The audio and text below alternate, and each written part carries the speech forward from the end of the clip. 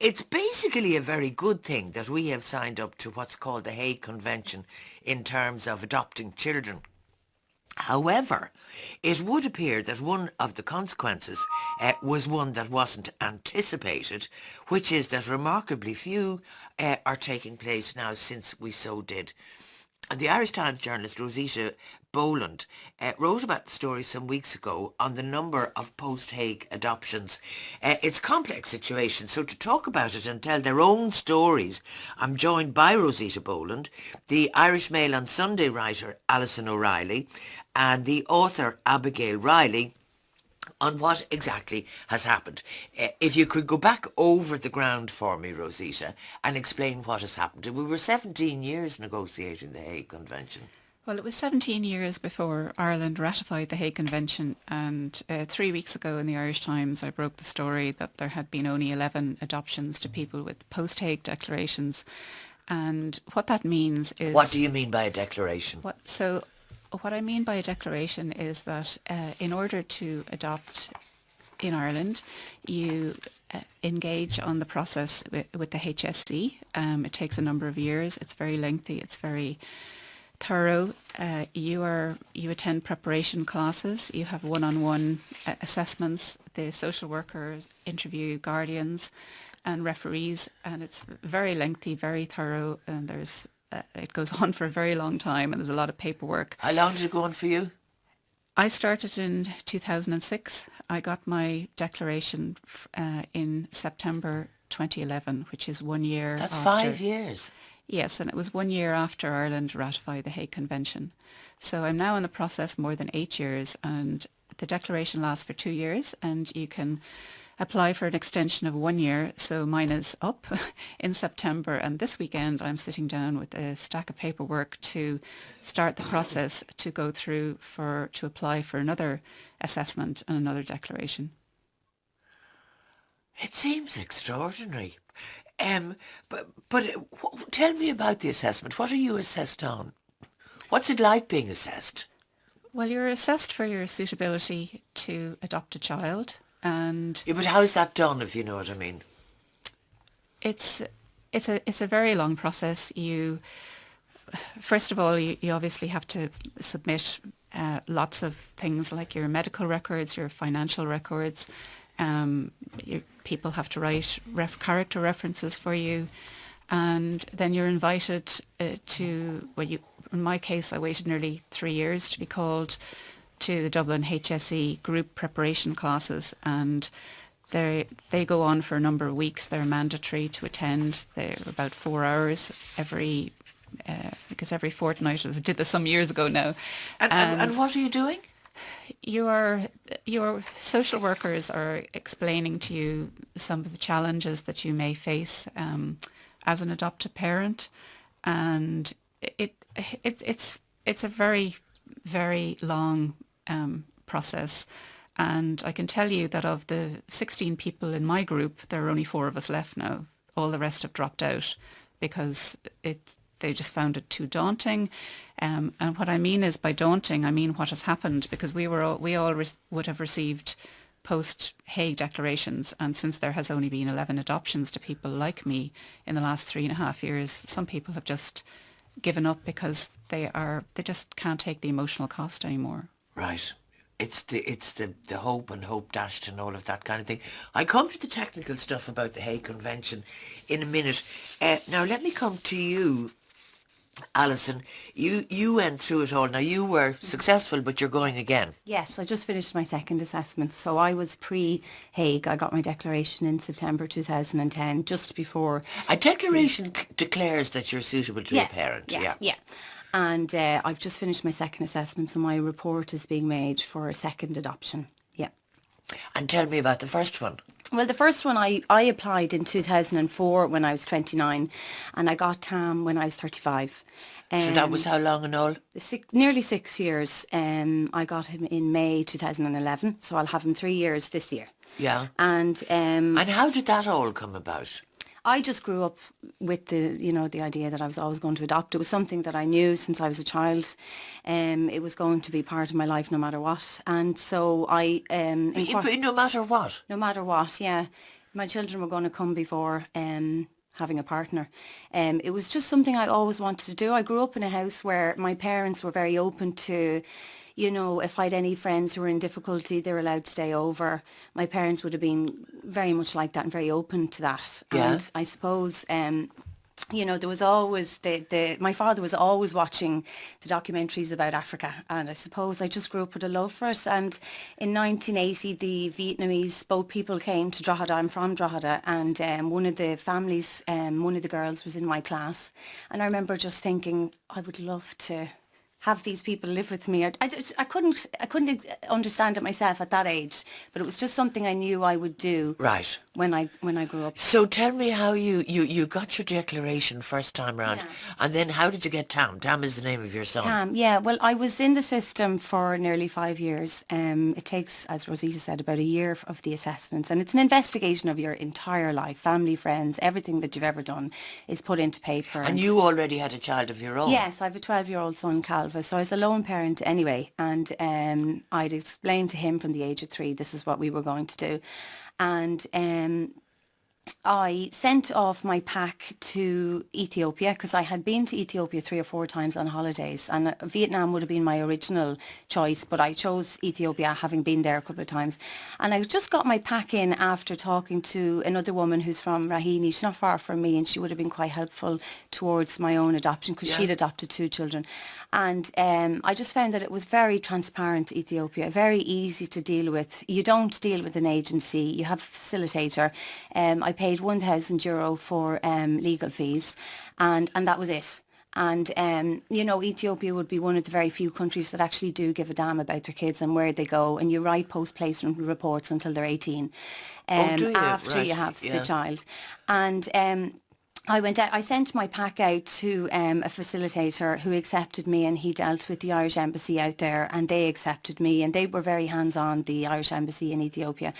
And we got a warning from the Adoption Authority of Ireland not to spend any more than €1,000 on your fees in Ethiopia, and that this is what the Ministry of Women and Children would have wanted as well. So I got my pack accepted, and I didn't actually realise that I was the last in a list of 18 people to adopt from Ethiopia pre-Hague. And so I sent it out in October, and then in March I got Tamru's details, and then I was in Ethiopia in May the 18th, 2011, and I adopted him on the 21st, and it was just so emotional. So it was very, very quick once I got my pack in, and Ethiopia wasn't open to loan applicants at the time, but I just wasn't listening to anybody. I just went out and I said, it's up to the judge on the day, and I think just because we were the last and they knew that the country was closing off, that she did it at her own discretion and let me through. And he's coming along really now. Yeah. Now I gather the effect of this means that you're, Abigail, you're thinking of actually leaving Ireland. Yes, it's, again, I mean, like Alison, adoption is something that I've always wanted to do. It's something I've always wanted to look into, and so myself and my husband would have made the first investigations into that in 2007. Mm-hmm. Now, we knew at that stage that Hague was on the horizon. I think people have been knowing that Hague's on the horizon for 17 years. Yes, rather a long time. But we knew we were going to be in sort of the last group of people going through the initial stages of the process pre-Hague. Right. But, I mean, basically... And then you had also been having IVF. Well, no, we had had difficulties conceiving. Right. But I didn't want to actually go forward to IVF. Right. Adoption seemed like a far more natural way to proceed for us. As I say, it was something I'd always felt passionate about, and if there was a child that desperately needed a family out there somewhere, then it seemed like a better way of going forward. Right. But and what happened? You went forward. How did you find the whole business, the vetting business, for want of a better word? Again, we we pulled out of the system fairly early on because it became clear that post-Hague things were grinding to a halt, and so we decided not to go forward with the full vetting process, because what was the point in putting ourselves through that when... Yeah, because I gathered that I remember many years ago talking to people who were going through the process, and it was quite invasive in ways that somehow, at the time you thought, my goodness, does it have to be that invasive? What do you think, Rosita? Well, I think that the point is really not whether it's considered invasive or not. This is the state system. This is what you have to go through to get the legal document. And I don't have any problem with the assessment process because, this is all about the best interests of the child. But what I just cannot fathom is it's sort of so there is a huge cost to the state. There was at least 150 hours invested in my case with all the time I had with social workers. And now there will be more time spent by the HSE on my case. There are currently 537 declarations that are live, and most of those are for couples. So that's at least 1,000 people who are currently affected. Then there's people like Abigail and her husband who've dropped out of the system. And this weekend, as I said, I'm going to be going through this stack of paperwork again to initiate the process to go for another assessment and another declaration. Why has Hague had such a profound effect? But I wouldn't mind all of that if I wasn't looking at this figure of only 11 adoptions to people like me with post-Hague declarations. Now, you say that the Ethiopians are very good and they care about their kids. Yes. Is Ethiopia still open? No, Ethiopia closed. I was one of the last 18 to adopt that year. Yeah, but have they not signed up to Hague? No, they can't afford to sign up to Hague, and I think that's one of the biggest problems. Well, they're a country of 87 million, with 80% that are in abject poverty, and there's 5 million orphans in Ethiopia. And when I was there was people travelling from all over the world to adopt, and why can't they afford to sign up? What's involved for them to sign up? Well, I know that there is money in relation to signing up to Hague, and you have to have certain standards and you have to be able to agree to them, and there's a lot of legal framework. So what Ireland needs to do is to help Ethiopia sign up to a bilateral agreement, and that's what the Minister should be looking at. I'm writing about it in the paper tomorrow, in the Mail on Sunday, but it definitely is back on the horizon. But I think, you see, I saw in the paper this morning that Jeffrey Shannon, and I can't remember who's the company, is in Haiti. Yeah, and they were the first country, we were the first country to go and meet Haiti after they ratified the Hague Convention on Tuesday. But you see, you have to look at Ethiopia, Vietnam and Russia were the three main countries where people were adopting from a few years ago. And then there was the whole disaster with Vietnam, and it wasn't, the bilateral agreement wasn't renewed with Barry Andrews, the former Minister for Children. Why not? He just didn't get around to doing it. I mean, it was diabolical what happened there.